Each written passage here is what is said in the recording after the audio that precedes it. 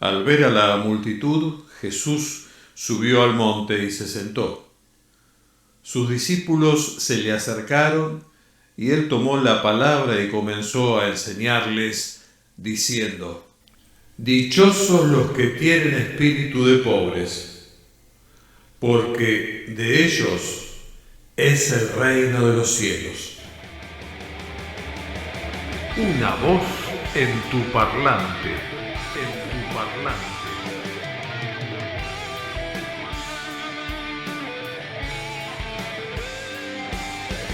Una voz en tu parlante, en tu parlante.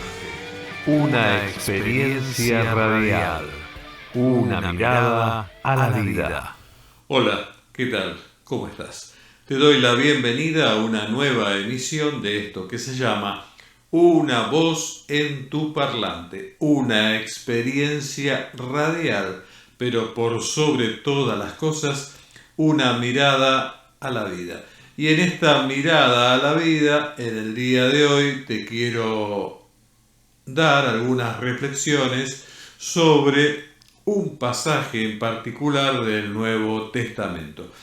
En este caso se trata, tal cual habrás advertido si alguna vez leíste los Evangelios o el Nuevo Testamento, se trata del pasaje de lo que se conoce como las bienaventuranzas o también como el Sermón del Monte. Esto corresponde, la lectura de lo que hice, a lo que se inicia en el capítulo 5 del libro, del Evangelio en realidad, de Mateo, ¿sí? Lo que leí está en Mateo, capítulo 5, versículos 1 al 3 inclusive. Se trata de que, bueno, Jesús se encontraba curando gente, sanando enfermos y todo eso, que lo seguían, dando algunas enseñanzas, según dice el capítulo 4, en sinagogas, por distintos poblados por los que pasaba, y termina llegando a un monte al que sube, allí se sienta, desde ahí ve a la multitud también, me imagino, ¿no?, el cuadro. Los discípulos se le acercan y entonces dice aquí que él toma la palabra y empezó a enseñarles diciendo bla, bla, bla, bla, bla, varias cosas, entre ellas la que leí. Y bueno, lo primero que quiero señalarte es, y aún antes que eso, recordarte que lo que voy a exponer es una reflexión, pero no una reflexión religiosa, es una reflexión no religiosa. Yo no parto de la perspectiva de que Jesús es el Hijo de Dios, ni que es el Mesías, nada parecido. Sencillamente hago un análisis, una reflexión, una meditación sobre, en particular, este pasaje del Evangelio, como en el futuro vendrán, si Dios quiere, otras reflexiones sobre otros pasajes de este mismo Evangelio u otros Evangelios, o de los Hechos de los Apóstoles, o de alguna carta de alguno de los apóstoles. Te digo que eso es lo que yo voy a hacer, simplemente una mirada totalmente seglar y totalmente desprovista de lo que pudiera ser la fe o mejor aún un dogma. Como te advertí en la introducción anterior a este capítulo en particular, yo no soy cristiano desde un punto de vista religioso, sí lo soy desde un punto de vista ideológico, por eso es hacia ese lugar hacia el que apunto, a mostrarte cosas hermosas o buenas o prácticas o convenientes de llevar a la ejecución que encontré a través de los evangelios y que me parece que son dignas de señalar. De eso solamente se trata. Y bueno, y lo otro que te quiero señalar en función de este texto es que por todo el entorno parecería ser, quizá me equivoque, que en realidad este pasaje en el que uno se imagina a la multitud escuchando a Jesús y demás, en realidad para mí no es así.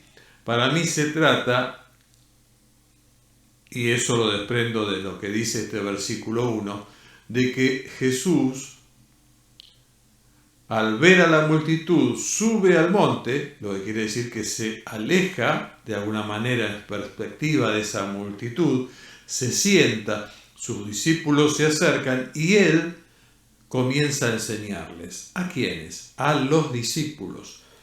Esto que a veces en algunas películas se ve como que Jesús le habla a las multitudes, diciéndoles todo lo que dicen las bienaventuranzas, en realidad para mí es simplemente, y no tan simplemente porque hay cosas muy, muy importantes como esta misma, que son mensajes en realidad dirigidos exclusivamente a los discípulos, y aunque use yo la palabra exclusivamente, esto implica que son elementos para ser retransmitidos a todas aquellas personas a quienes los discípulos, esos de ese momento y los futuros que surgieren, seguidores, van a retransmitir a todo el mundo, ¿sí? A toda la gente que le interese. Esa es una de las cosas. Y lo otro, lo más importante, es el tema de lo que dice que es quizá la primer enseñanza puntual. Dichosos los que tienen espíritu de pobres, porque de ellos es el reino de los cielos. De ellos es el reino de los cielos. ¿De quiénes? De los que tienen espíritu de pobres. Acá me parece fundamental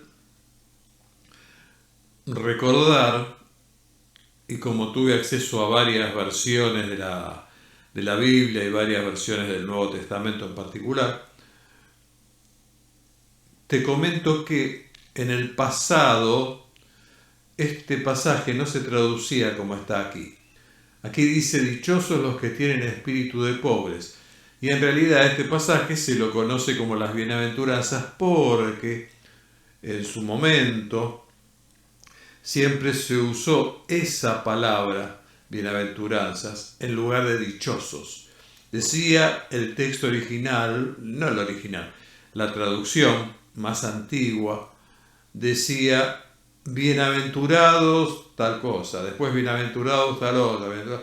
Por eso de ahí que se conoció estos pasajes como las bienaventuranzas. Pero bueno, después se lo tradujo como dichosos, felices, etc. La otra cuestión es que dice espíritu de pobres. Y en las versiones más antiguas, en las traducciones más antiguas no dice espíritu de pobres, sino pobres, sencillamente. De ahí que si vos agarrás un evangelio viejo y lees esto, vas a encontrar, o alguna versión más como tipo Reina Valera, por ahí, pero que no esté actualizada, vuelvo a repetir, una Reina Valera del año 60, por decirte, vas a encontrar que ahí dice, en vez de esto que te acabo de leer, dice, bienaventurados los pobres, porque a ellos pertenece el reino de los cielos, o algo similar, pero va a decir bienaventurados los pobres. Cuando vos lees eso en esa versión, parecería indicar una división, pobres, ricos. Parecería que este pasaje señala, bienaventurados los pobres, en cambio los ricos, van a ver lo que les espera. Cuando, en realidad, esta nueva traducción, dichosos los que tienen espíritu de pobres, ya que la palabra bienaventurados, dichosos, felices, no le cambia el matiz, pero el hecho de poner espíritu de pobres y no pobres así a secas, es muy bueno, abre mucho más el panorama. Y tiene que ver con que queda más claro que no es una cuestión de ser pobre o ser rico, sino de una actitud que está vinculada más a la situación de las personas que padecen la pobreza, que es la de no estar preocupadas por sus posesiones, no estar preocupadas por lo material. ¿Y por qué no están preocupadas por sus posesiones, por lo material? Sencillamente porque no tienen nada. ¿Qué puede perder una persona cuando es pobre? Nada, o muy poco. Puede sí tener un cierto cuidado de no perder lo poco que tiene, pero también de alguna forma hay una cierta resignación a entender que es lo que le ha tocado o que bueno, no puede superar esa situación o cosa por el estilo. Una voz en tu parlante, en tu parlante. Una experiencia radial, una mirada a la vida. Yo sabía cuando era niño que había hogares, porque los visitaba a través de los compañeros, compañeras de escuela y demás. Había niños cuyos padres tenían un auto, cuyos padres tenían una muy linda casa y que vivían bien y que vestían bien y que bueno, que estaban bien de alguna manera. Eran familias ni siquiera ricas, porque yo no fui a un colegio de ricos, fui a una escuela primaria pública, pero bueno, como siempre las clases sociales son distintas y bueno, he conocido en esa oportunidad distintas personas, pero todos en general dentro de la clase media y media alta y media baja también. Y bueno, tenía un compañero, me acuerdo que llamaba Palavecino, y él vivía en una casa muy pobre, tal como yo vivía en una casa pobre, una casa de alquiler. Y también recuerdo otros chicos o chicas de la primaria que vivían bien y que estaban en una linda casa y que por ahí los papás hasta tenían auto y todo eso. Entonces yo sabía desde mi situación de vivir en una casa de alquiler, de tener un padre obrero que ganaba muy poco, que bueno, eso era lo que me tocaba a mí y no envidiaba que los otros tuvieran eso. Decía, uy, qué lindo, pero sabía muy bien que yo no podía tener esas cosas y que era importante ser feliz con aquello que sí tenía. Me parece que eso es lo que apunta a este espíritu de pobres. Dichosos los que tienen espíritu de pobres, porque de ellos es el reino de los cielos. Lo que está queriendo decir, o definitivamente lo que dice aquí, es felices aquellos que entienden que lo material tiene su importancia relativa, ya que si no tenemos bienes materiales o puntualmente dinero o algún otro elemento canjeable, por supuesto padecemos, ¿sí? Entonces es obvio la necesidad de trabajar o tener una actividad que nos lleve a obtener dinero para sustentarnos. Pero acá dice que no tengamos espíritu de ricos, digamos, o un espíritu materialista, básicamente. No dice que está mal ser rico, no dice que está mal tener mucho dinero. Dice, si tenés mucho dinero, si sos rico y vivís preocupado, preocupada por todos los bienes que tenés, entonces no vas a entrar al reino de Dios. ¿Qué sería el reino de Dios? Sacándole, como ya expliqué, toda la connotación religiosa. No vas a entrar al reino de la paz, de estar en paz con vos mismo y de ser feliz, si querés. En realidad la felicidad no existe, lo que existe es la paz. La felicidad es un estado momentáneo, como la tristeza es un estado momentáneo. Pero la propuesta es entrar al reino de los cielos. Y si uno imagina un lugar ideal, es un lugar donde siempre hay paz, donde nuestro espíritu no se altera por las situaciones adversas que nos pueda presentar el camino de la vida. En definitiva, este pasaje coincide con lo que señala la filosofía budista de la importancia del desapego. ¿Y qué es el desapego? El desapego es la distancia, alejamiento, desvío emocional respecto de algo. Es una actitud neutral ante algo. Eso es lo que está indicando, señalando, pidiendo, sugiriendo como actitud este pasaje del Evangelio. Dichosos aquellos que tienen espíritu de pobres, dichosos aquellos que tienen desapego a las cosas materiales. O sea, aquellos que valoran las cosas materiales, disfrutan las cosas materiales, pero que comprenden que todas esas cosas no viajarán con ellos cuando abandonen esta vida. O sea que son cosas para disfrutar ahora y si fuere posible, ya que estamos, compartirlas con otros que no tienen esa felicidad, esa suerte, llamémosla así. Fíjense que esto es tan así que cuando se inicia la comunidad cristiana, vemos en el libro de los Hechos de los Apóstoles que en la comunidad no solo entran personas pobres, no, entran personas de todo tipo.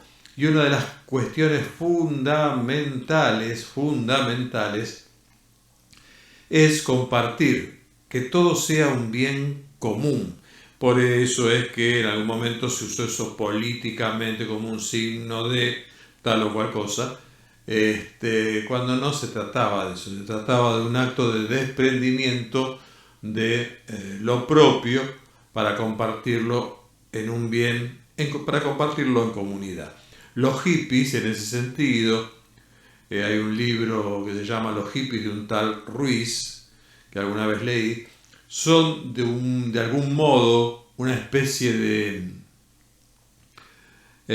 nueva fórmula de cristianismo, fueron una nueva fórmula de cristianismo en la sociedad moderna estadounidense, ¿sí? En particular. Pero de eso se trata. Por eso les digo que si ustedes ven los Hechos de los Apóstoles van a ver que todos deben compartir. Es más, hay por lo menos un caso que ahora recuerdo, de un matrimonio que ocultó parte de sus bienes y bueno, fueron descubiertos en eso y eso fue su perdición, porque mostraban que no estaban totalmente capacitados para cumplir con ese precepto que acá señala este pasaje en voz de Jesús, que tengan ese espíritu de pobres para acceder al reino de los cielos.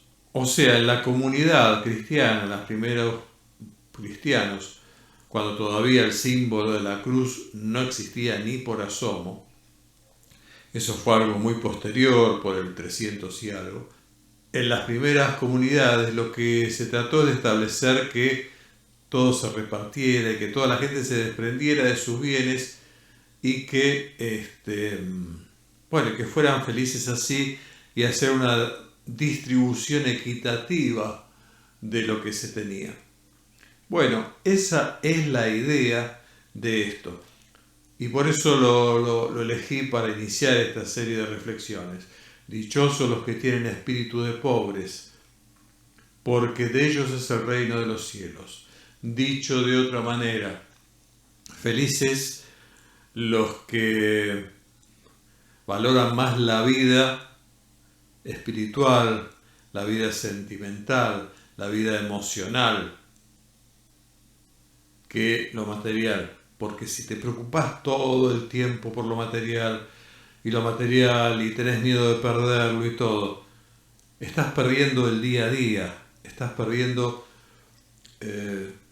disfrutar de cosas simples que no tienen nada en absoluto, pero nada en absoluto que ver con con la vida misma. Lo material te lleva a vivir trabajando, por ejemplo, a estar todo el tiempo ocupado y preocupado, que es lo peor, por algo que llene tus días, una nueva posesión, comprar esto, comprar aquello. Y eso no te hace feliz, eso te da infelicidad, eso no te da paz, que en definitiva no se trata de otra cosa más que de paz. Así que bueno, esta es la reflexión que sobre este pasaje humildemente quería brindarte el día de hoy. Nada más, esto era todo, como siempre te digo, me despido recordándote que te cuides y que cuides a tus seres amados. Nada más. Que Dios te bendiga. Chao. Chao, chao, chao, chao. Una voz en tu parlante, en tu parlante.